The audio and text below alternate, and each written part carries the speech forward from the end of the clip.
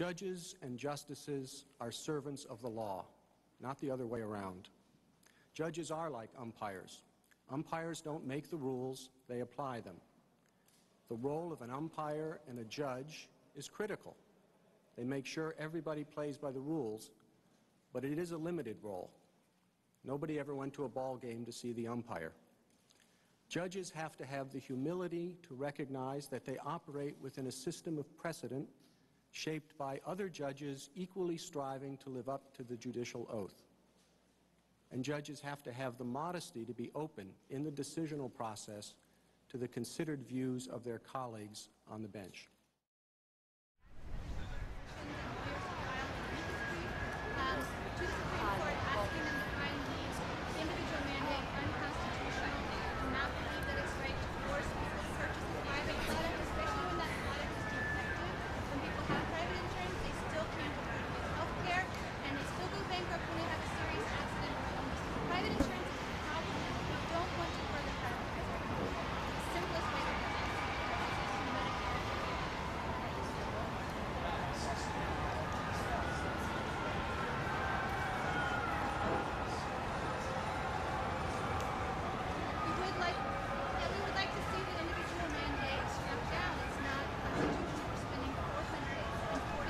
We now know that the second of 3 cases, First American Financial Corp, was dismissed. That means the court is moving on to the health care opinion.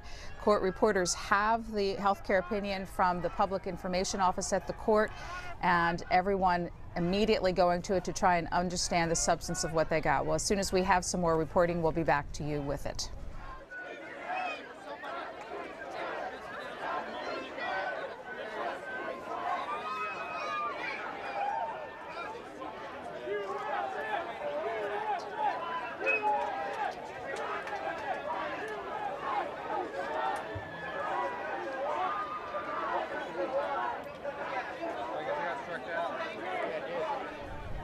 And as we can see, according to SCOTUS blog, the core of this case, the individual mandate, according to Amy Howe, tells us that in her parsing of the health care opinion, the individual mandate has survived as a tax in the Supreme Court's review.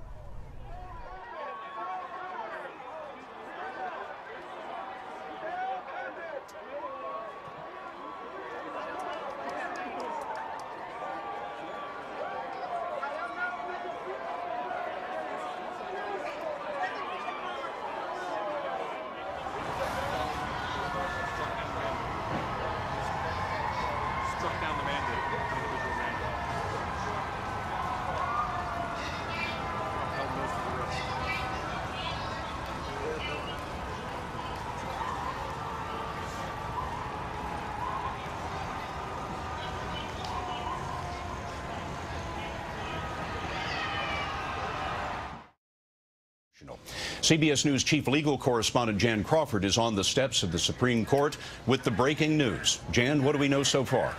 Scott, we do not know what the court has ruled in this case. We do not have a copy of the opinion, but what we know is that it's being written and announced by the Chief Justice, John Roberts. He is in the majority in this case, and he is reading this opinion. He is a conservative, but that does not mean that this law is being struck down. There are other possibilities. He could have formed an alliance with some of the liberals. We will have to wait and see when we get this opinion, but many people believe the Chief, as the leader of this court, had an obligation to write this decision in this monumental case, and he is announcing the ruling for the court with him in the majority at this moment. And we now have a copy of the decision, Scott.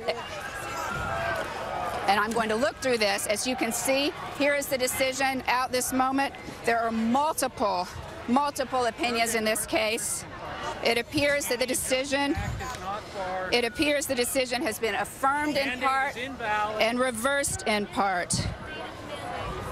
And it also appears, Scott, based on our quick summary, that the mandate, the individual mandate at the heart of this case may be in jeopardy under one provision of the Constitution, but they may have upheld the mandate under another provision. Very complicated, a very complicated ruling, but it appears they are analyzing different parts of the Constitution, and the mandate may be on firm ground. We will get back to you in one moment.